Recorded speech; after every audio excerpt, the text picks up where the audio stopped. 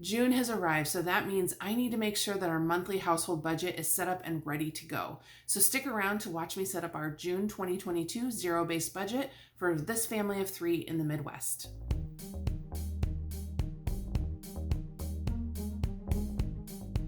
Hi friends, and welcome to the Budget Bounce. If we haven't met yet, I'm Jen, and we talk all about living life on a budget, saving for our future, paying down debt, and all the life that happens along the way. If those are things that interest you, then you're going to want to make sure that you hit that subscribe button down below and tap the bell so you'll get notifications every time I post a new video.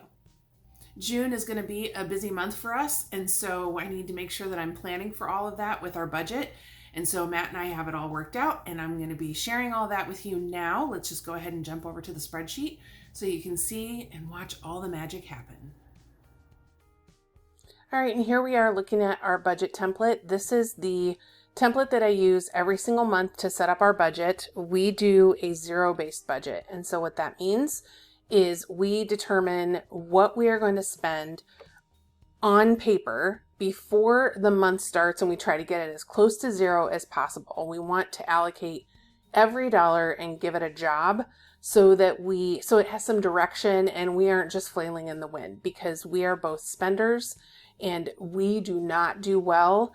Even with a roadmap, we struggle. So you can imagine the chaos that it was for the years that we didn't have anything like this. So what we do is we set up and determine what our income is for the month, and then we spend all of that on paper, if you will, in our template before the month starts. So this is us setting up for June, and we start with our income because in order to know how much we have to spend, we have to determine how much we have coming in.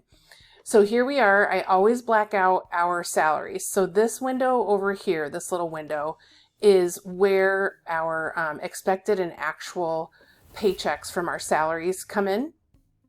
And then over here, those populate here as well.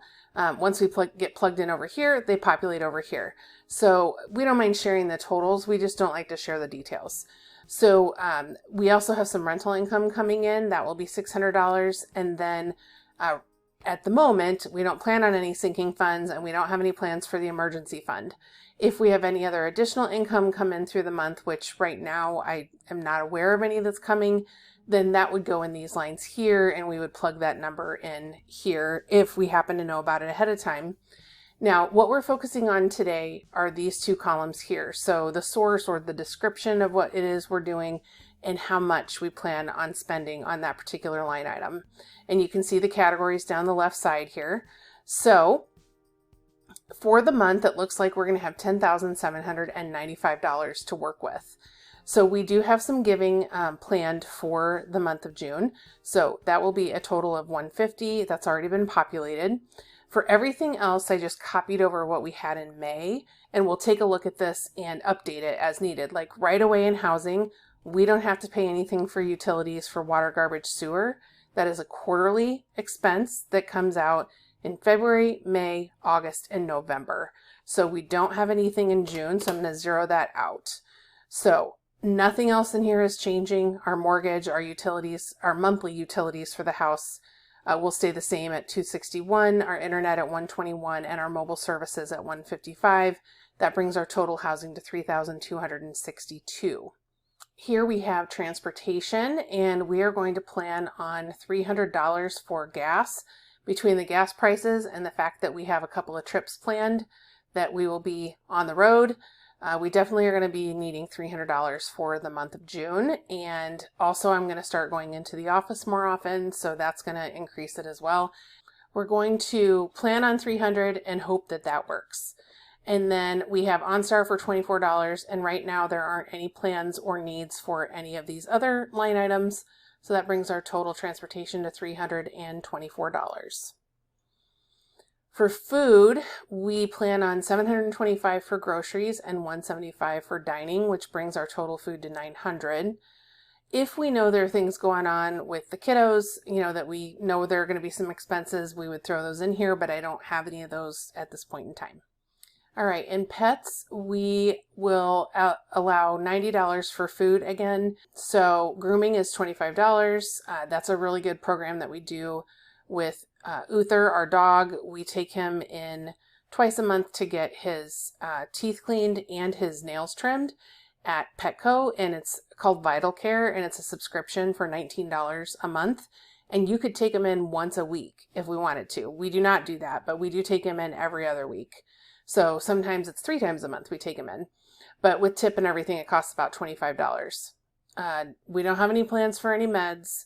Other supplies will be $45 for treats and things like that that we keep on hand.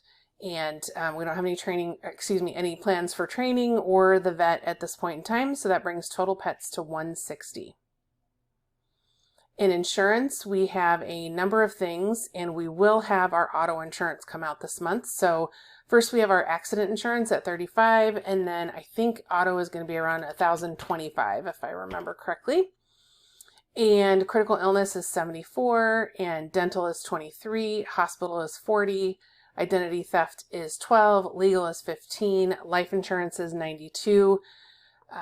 Mat union dues is $60. I didn't know where else to put it, so I just threw it in with the insurance. Medical is $467, and pet insurance is $54. We are ending this. I'm going to pick up a different program through our vet. I tried this for 1 year, and I really didn't like it. I like the one at our vet better. Short-term disability will be $62, and that brings the total to $1,964. You can see it is significantly more than what it normally is, and that is because every 6 months we have to pay our auto premiums, and those are due in June. We have sinking fund for that, and we'll talk about that later. In entertainment, we plan on $30 for streaming, $4 for HP Inc., and $10 for Cinemark, and I just haven't been putting anything in the plans for family entertainment, so that brings the total to $44.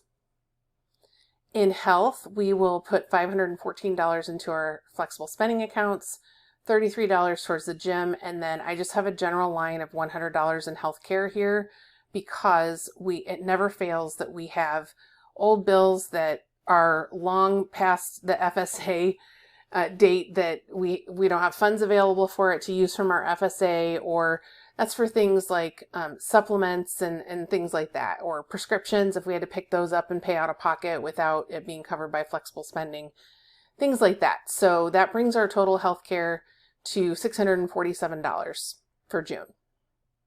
Now in extras, you can see there's a whole lot going on in May. I'm going to delete all this and I'm going to start over. So for sure, we're going to have some yard and garden, because all summer long we have expenses. I'm going to allocate $75. And then also we are going on a trip. So I'm just going to say travel. And I think that's going to be about $500 all in, I'm hoping, except for gas, which I plan on putting up at the top in gas. So that brings our total. I don't know why I always copy this. Every time I think I fix this, it shows back up. Total extras is $575. And my extras bucket is really, there's a couple of different things. The next thing is miscellaneous. And the reason why I differentiate between these two is because miscellaneous is truly miscellaneous. If it's not personal spending or household, it goes into this all other miscellaneous. Extras really are kind of miscellaneous because they may not happen all the time, but they are things that I want to call out because I want to be able to see how much we spent on that item. So whether it be a single time or yard and garden is throughout the course of the season. We start spending in March.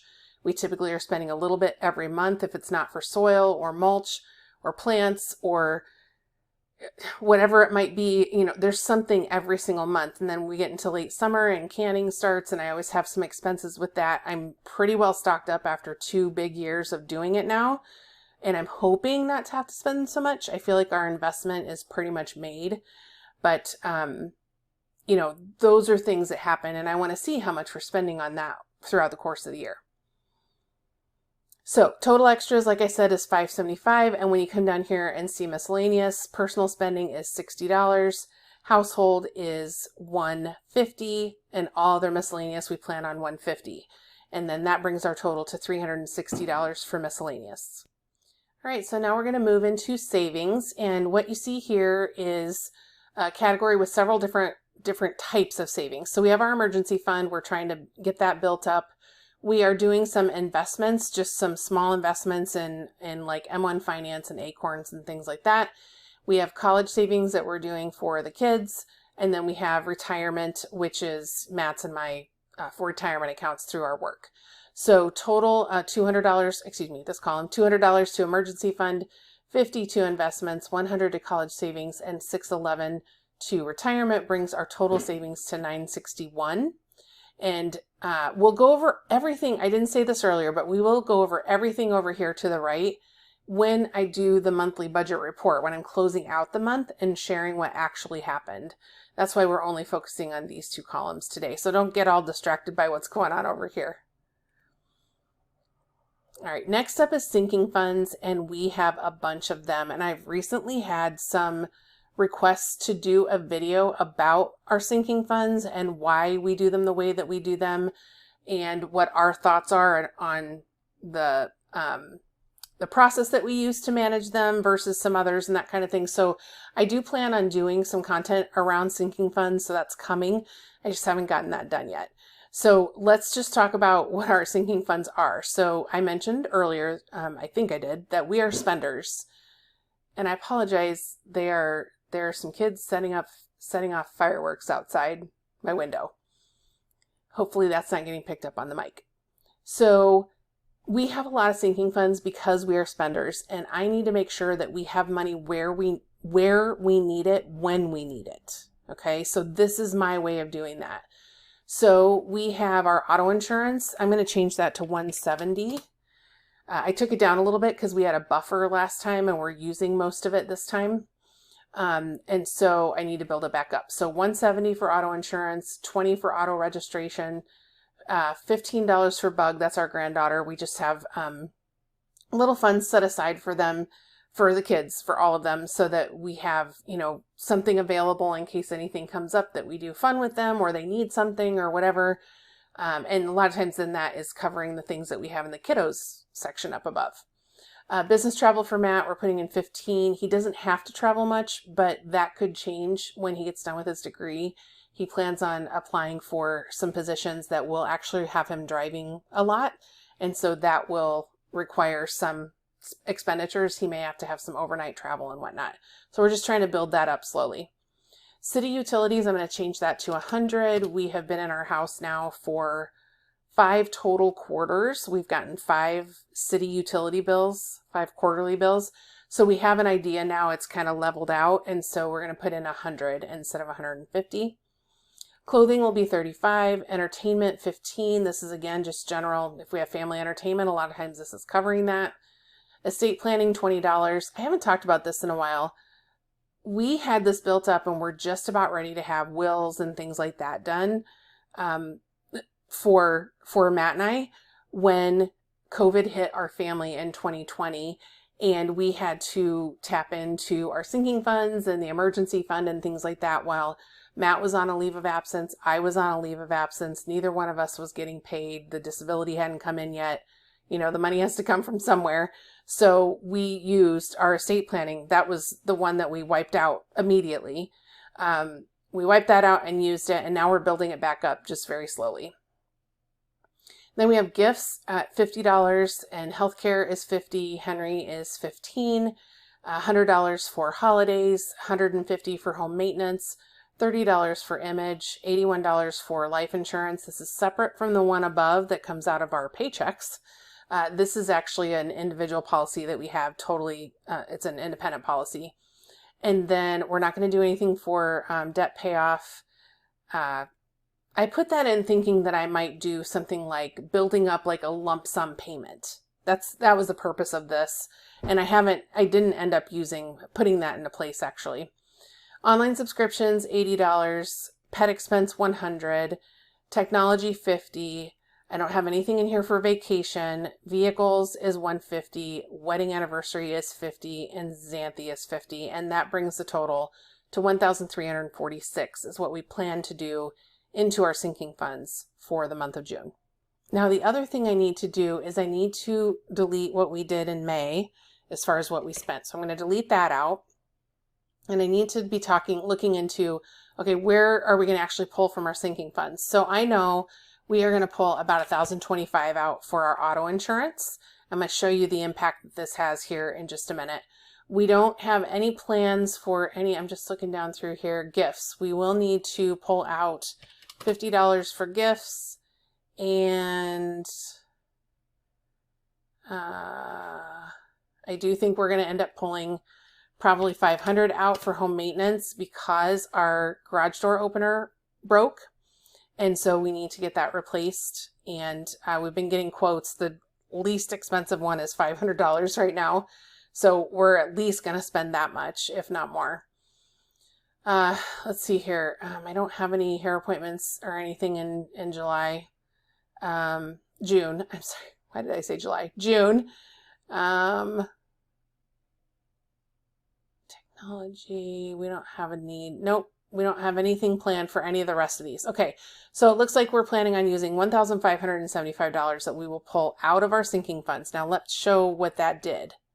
Go back up here. Now you can see it populated here. There's a formula in here that pulls that total in. So now that has actually, oh, I don't have it in here for some reason.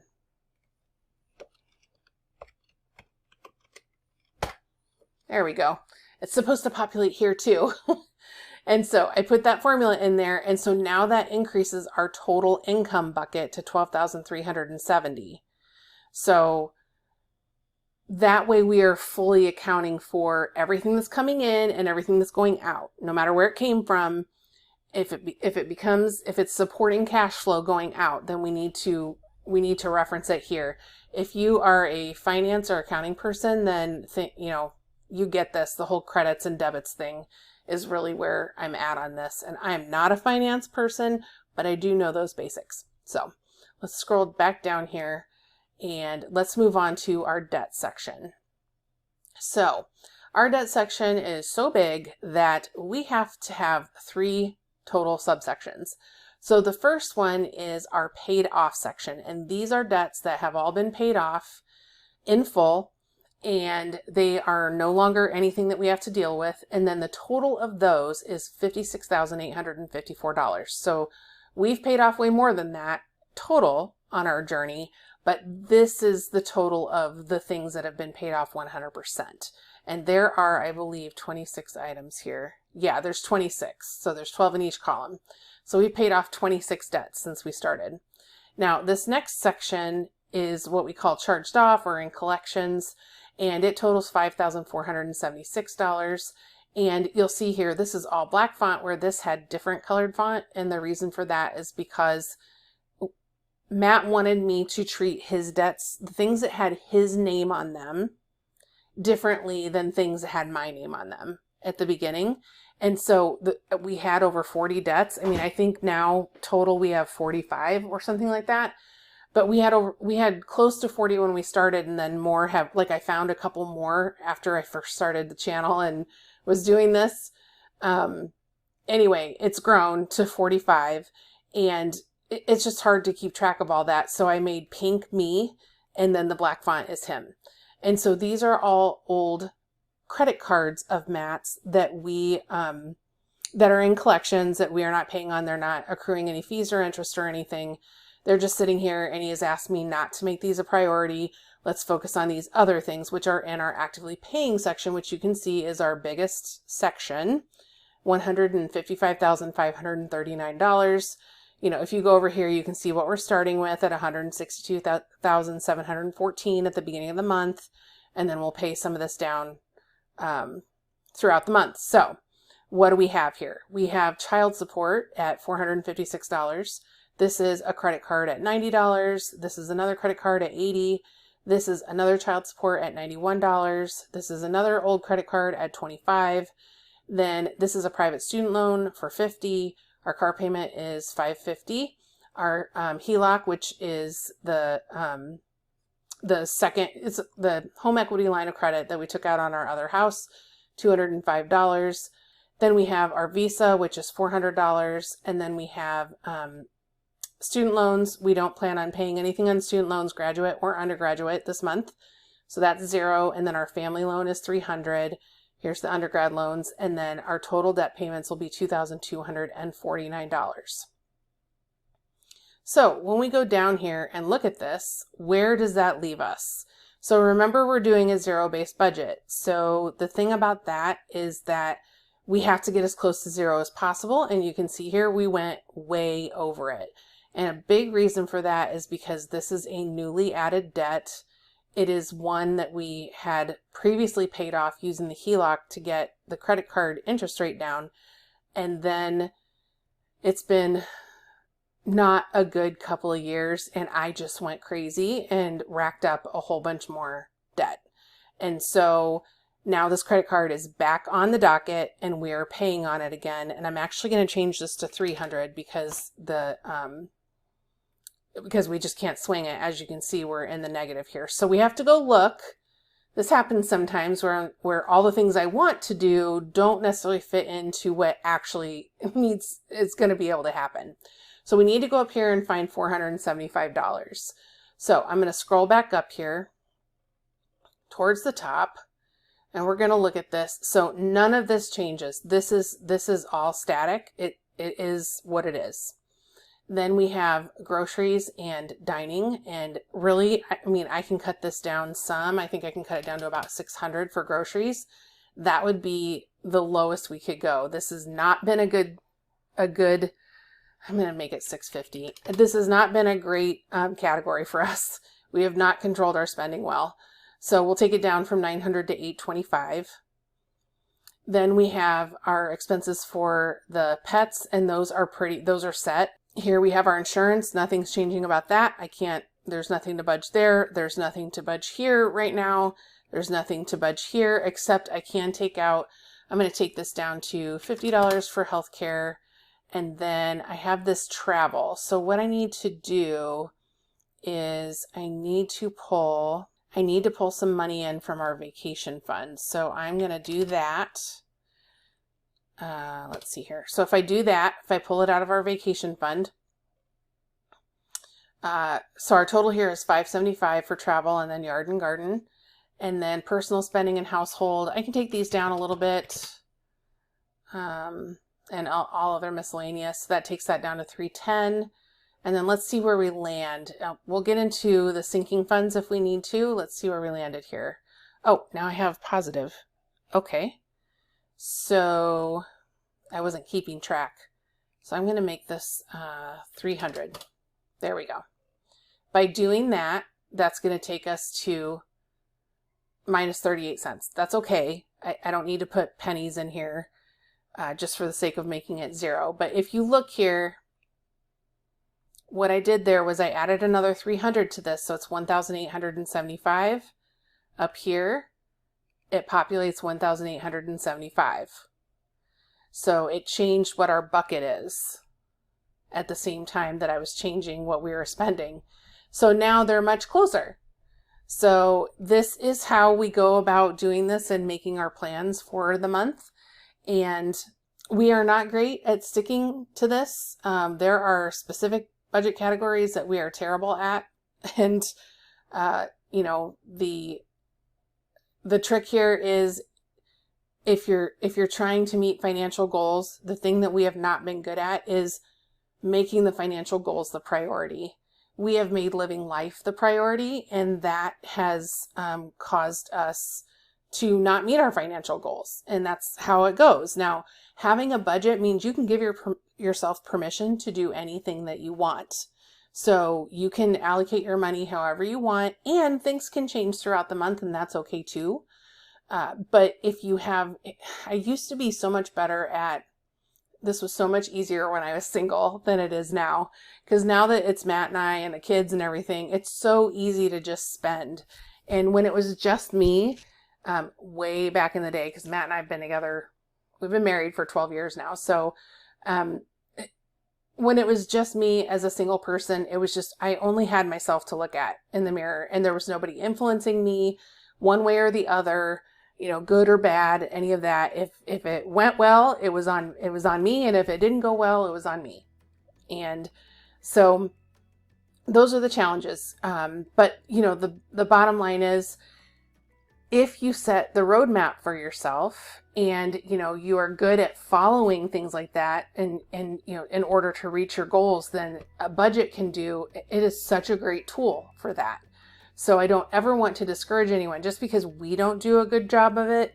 I don't want others to think that you can't do it too. Because honestly, not that we're looking at totals right now, but you can see we've paid off over $130,000 in debt. And the reason for that is because we've been doing this for the last 4 years.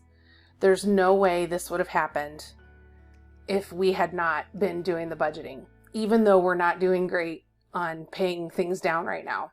So anyhow, that is our June. We got it to balance. We're at our zero-based budget. This is our plan. June's a big month for family things and that kind of thing. And that's what that trip is involving. And so anyway, yeah, it's summertime here and there's lots of activities and things like that going on. And so, it results in more spending a lot of times, just like at the holidays. Anyhow, that is our June budget and what our plan is. I hope things are going well for you in creating your June budget. And if you have any comments, if you want to share any wins or anything on how you've been doing with your budgeting, with your financial goals, please feel free to leave them in the comments. We want to hear from you. So with that, I will let you guys go and I will see you next time.